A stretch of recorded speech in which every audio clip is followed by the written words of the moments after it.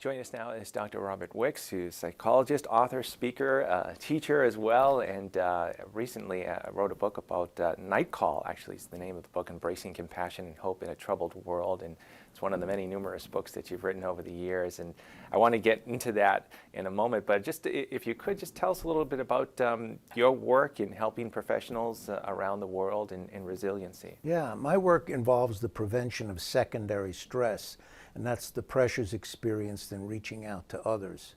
So the people I work with are priests, nuns, relief workers, physicians, nurses, psychologists, social workers, NGOs, helpers abroad. So recently I was in Beirut to work with caregivers, Catholic caregivers living and working in Aleppo, Syria, in Haiti, in the Philippines, as well as here in the United States.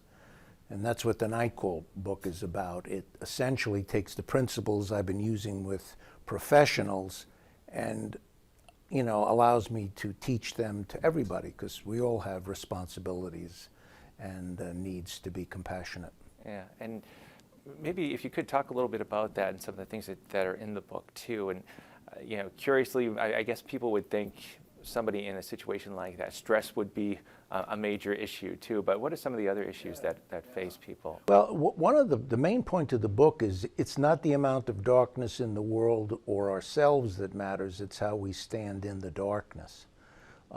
So it's important not just for those that we reach out to, but for us as well. So it emphasizes self-care, maintaining a healthy perspective, resilience, because one of the greatest gifts we can share with others is a sense of our own peace, but we can't share what we don't have. I think that people don't pay enough attention to their own lives as they reach out to others. A Catholic physician and author, Walker Percy, in one of his books said, "What if life is like a plane and you miss it?" I think caring Catholics often miss their own lives. And you get into compassion as well. Maybe if you could talk about that, how compassion can help in resiliency. Yeah, well, compassion is part of a circle of grace. I don't think you can be really happy if you're not compassionate. But compassion involves a sense of presence. Carl Buhner once said, they may forget what you said, but they'll never forget how you made them feel. That opening up an attitude of presence to our children, our siblings, our spouses, or parents when they're getting up in years, requires that presence. But to have that presence, you need to have that space within yourself. So the book tries to open up that space within yourself. And another theme that you touch on too is humility. And a lot of people might not think there's a lot of humility in the world today, but talk about how important that is. Oh, it's very, very important. It's not easy, first of all. It's the cardinal virtue of the desert. But even if you want it, like recently, my daughter, who's a social worker in Wisconsin, works with severely injured returning Iraqi and Afghani vets.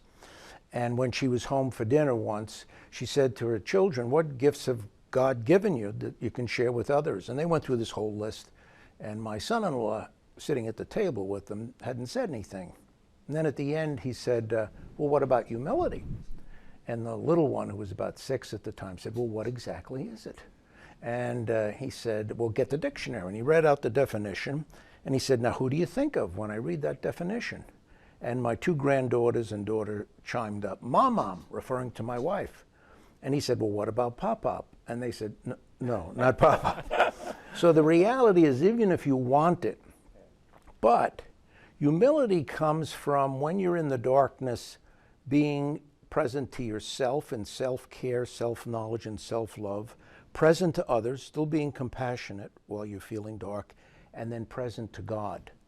When you have that presence, you experience humility, and it changes your life, because when you take knowledge and you add humility, you get wisdom.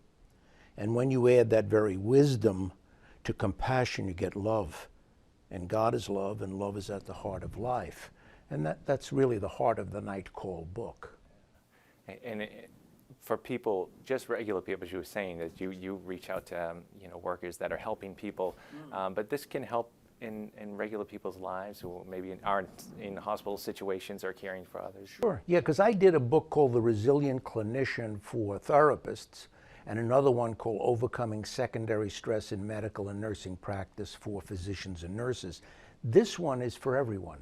I thought, why not take the principles I'm teaching on resilient self-care and perspective to professionals? Why not open it up to the general population? And that was the goal of Night Call.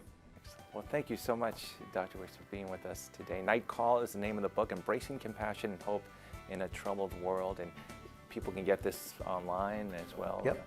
Oh, great. Thank you so much. You're welcome.